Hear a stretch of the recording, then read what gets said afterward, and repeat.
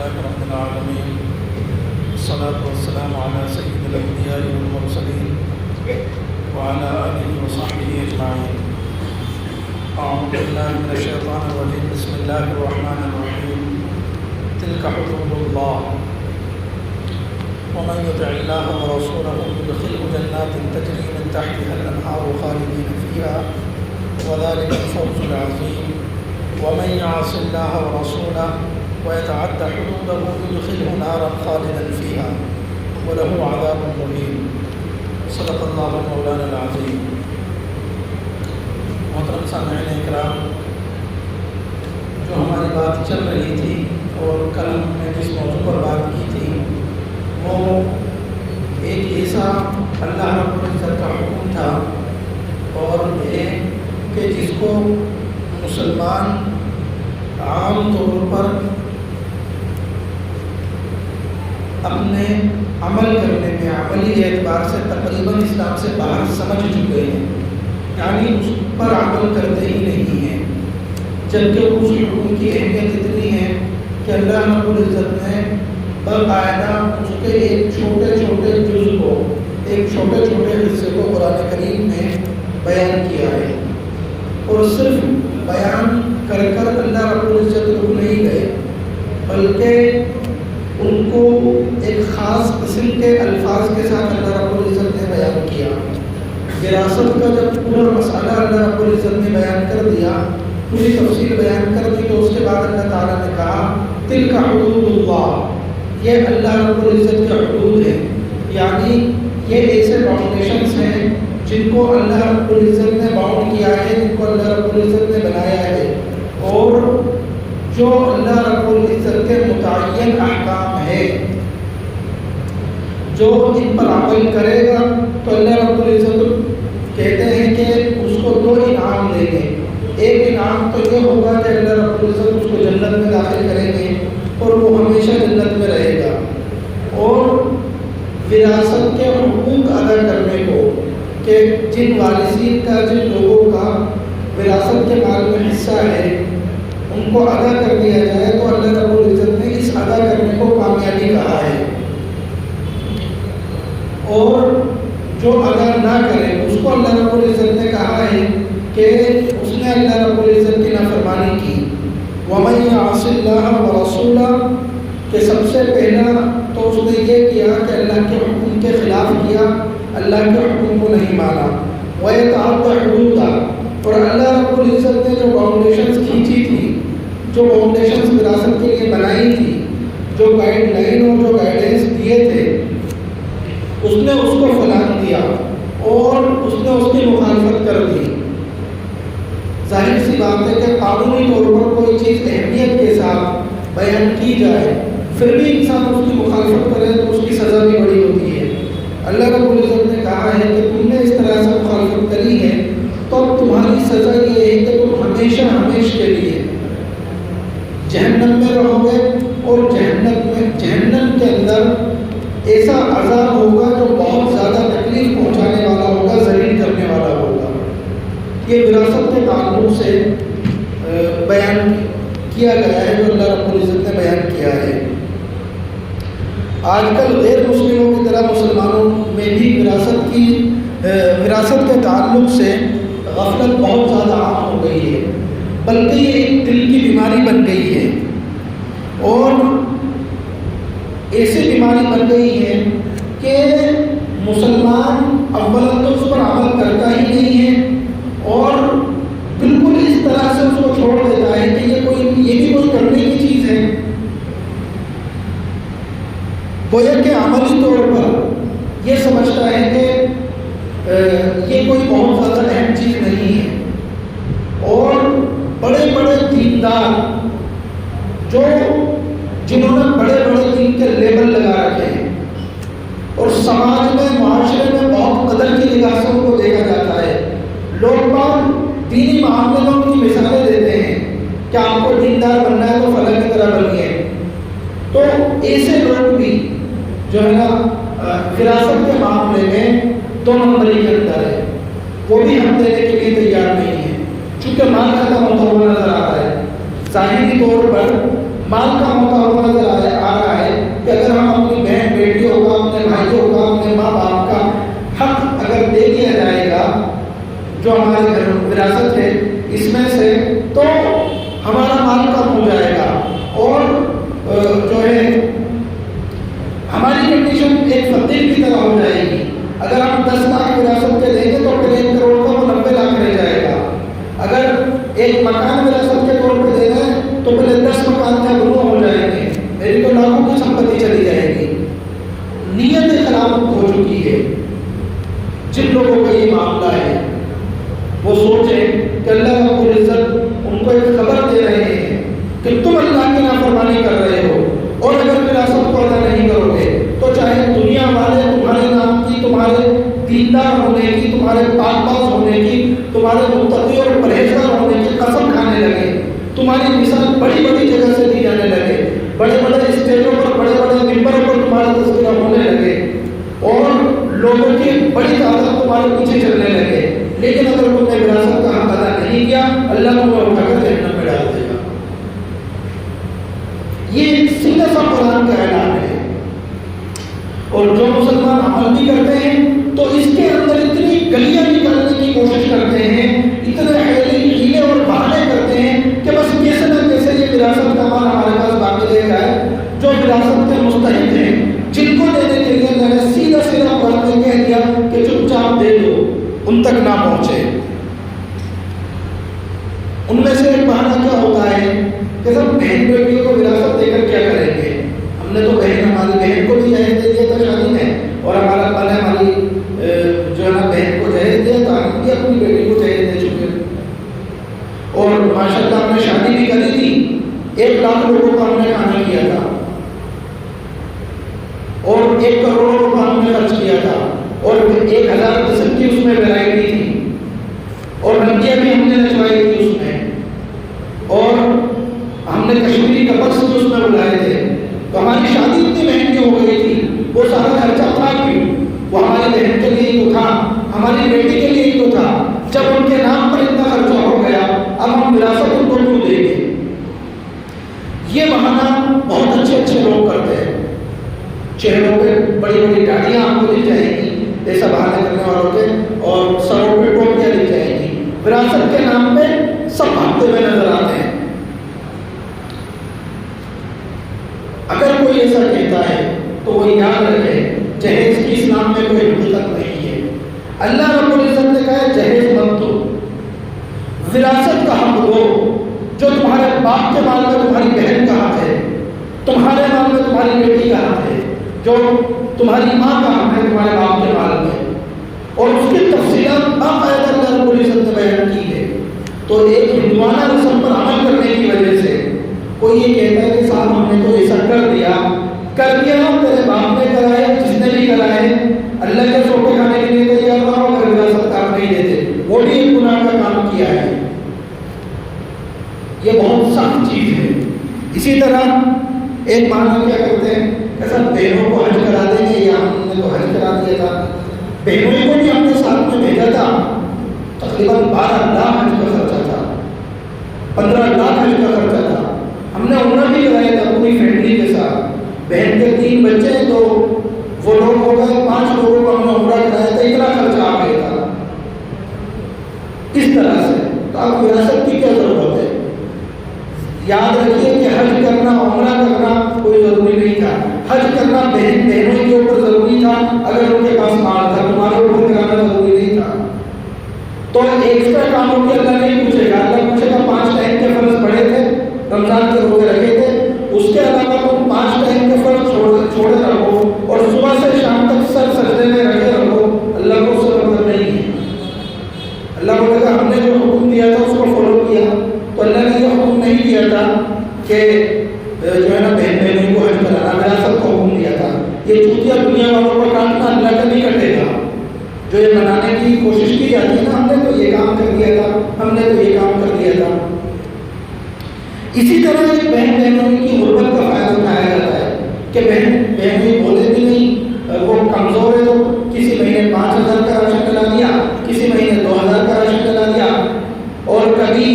5 سا بن کے 5 باز بن کے مٹھی میں پیسے پکڑا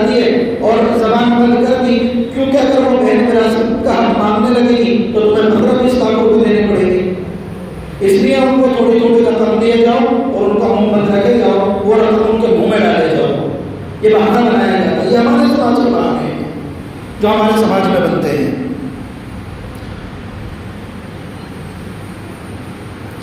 یہ جھوٹی ہمدردی کا حیلہ کیا جاتا ہے، یاد رکھیے اس سے وراثت کا بہنوں کا جو حق ہے وہ معاف نہیں ہوگا۔ پھر جب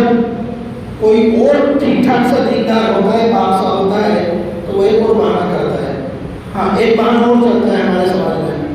باپ کا انتقال ہوا اور بزنس پورا پھیلا ہوا تھا، اب بہنوں کو بلائیں گے اور ڈھونگی بھائی بیٹھ کے روئیں گے، ہمارا پورا بزنس برباد ہو جائے گا، یا ان کے ساتھ کوئی حملہ کریں گے، یہاں سائن کر دو، ہم بینک سے لین دین کرنے میں یا فلاں ڈپارٹمنٹ سے لین دین کرنے میں ساری وکالوں کے دستخط کی ضرورت ہے۔ وہ یہ نہیں کہیں گے کہ ہم تم سے تمہارا حق چھین رہے ہیں، یہ حرامی غلطی کریں گے اور پھر اس مال کو حرام کے طور پہ کھائیں گے اور پھر کہیں گے کہ صاحب ماشاء اللہ ہمارے پاس تو اتنا مال ہے، بہنوں کا حق دبا کے۔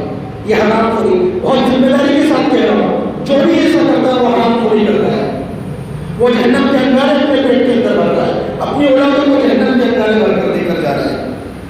اور یہ ڈھونگ کر کے ایکٹنگ کر کے بہنوں سے دستخط لے لیں گے، بیٹیوں سے دستخط لے لیں گے اور پھر ان کو ان کی غربت کے اندر مرتا ہوا چھوڑ دیں گے۔ یاد رکھیے اللہ رب العزت نے وراثت کا جو حق دیا ہے وہ اس لیے دیا ہے کہ سماج کے ہر ایک فرد کی معاشی کنڈیشن بہتر ہو، اسی لیے اللہ کا کلیئر حکم ہے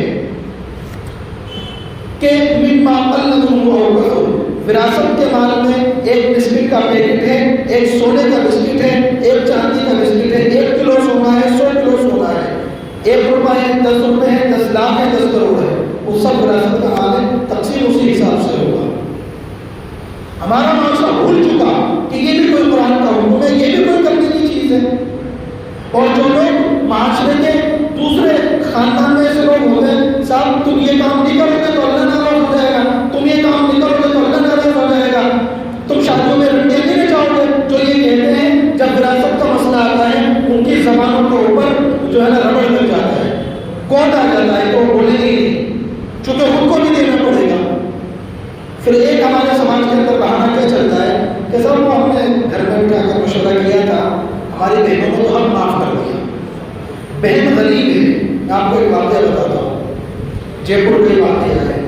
2 بہنیں ایک گھر میں شادی ہو کر گئی، وہ جس کمرے میں رخصت ہو کر گئی تھی 25 سے 30 سال تقریباً شادی کو ہو گئے، وہ اسی کمرے میں آج تک رہ رہی ہیں، 4 یا 5 ان کی اولاد ہے،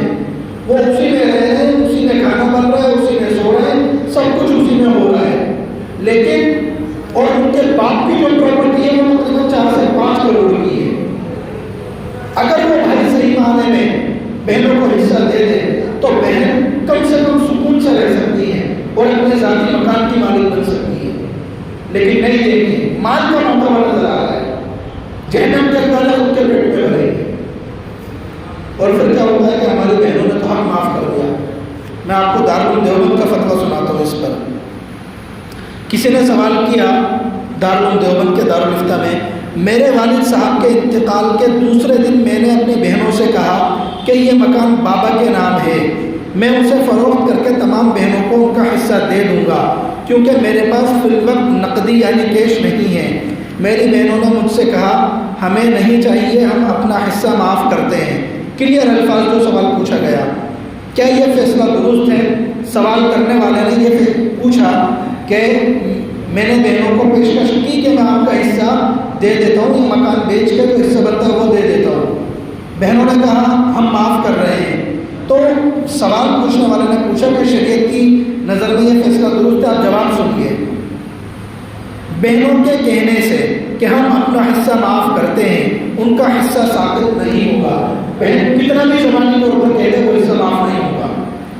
لہٰذا صورت مسئولہ میں اگر آپ کے پاس نقدی نہیں ہے تو مکان کو وارثین کے حصوں کے بقدر تقسیم کر کے بہنوں کو اپنا حصہ دے کر قبضہ دلا دیں۔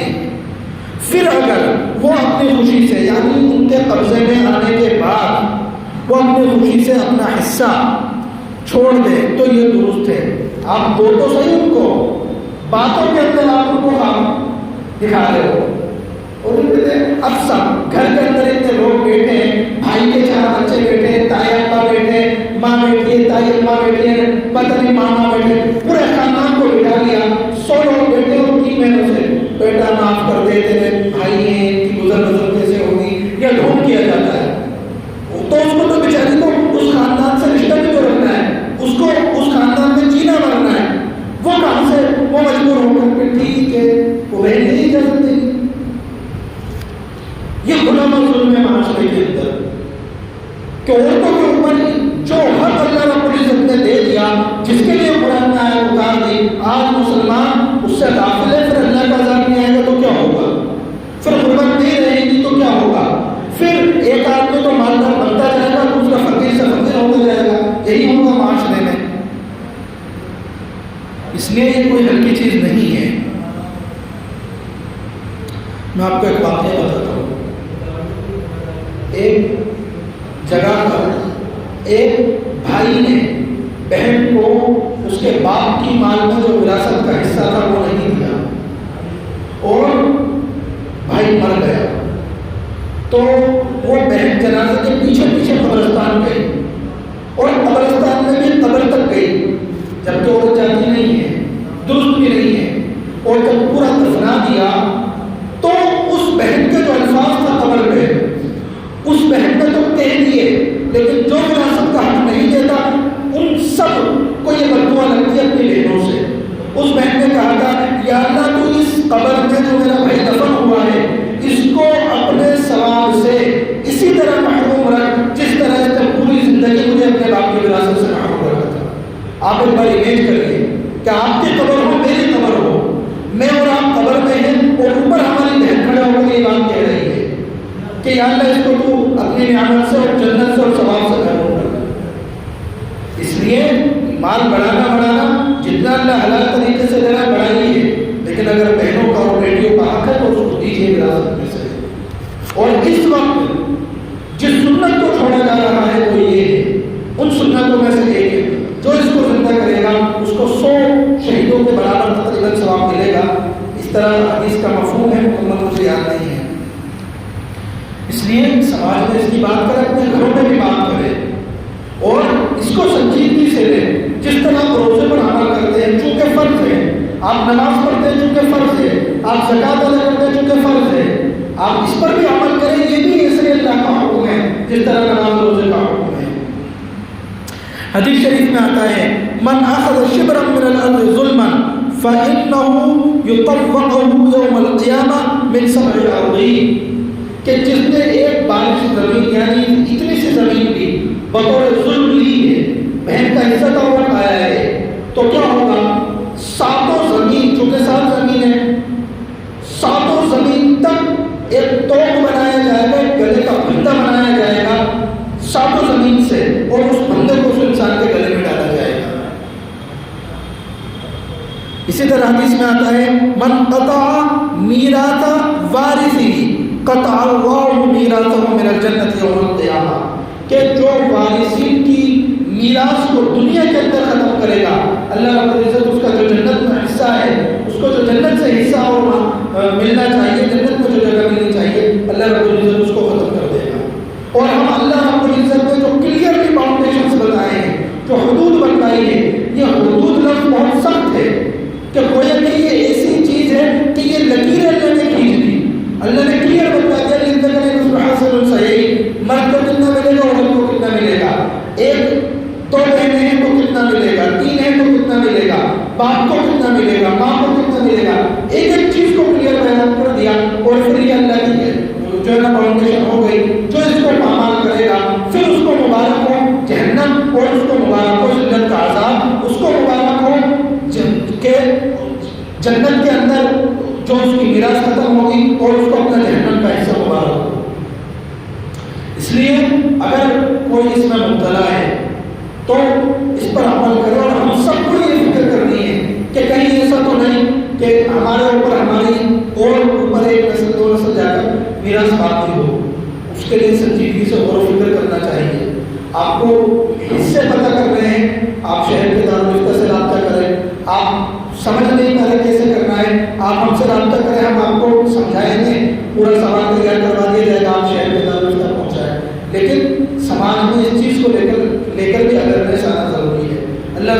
سمجھنے کی توفیق عطا فرمائے۔ وآخر دعوانا الحمدللہ۔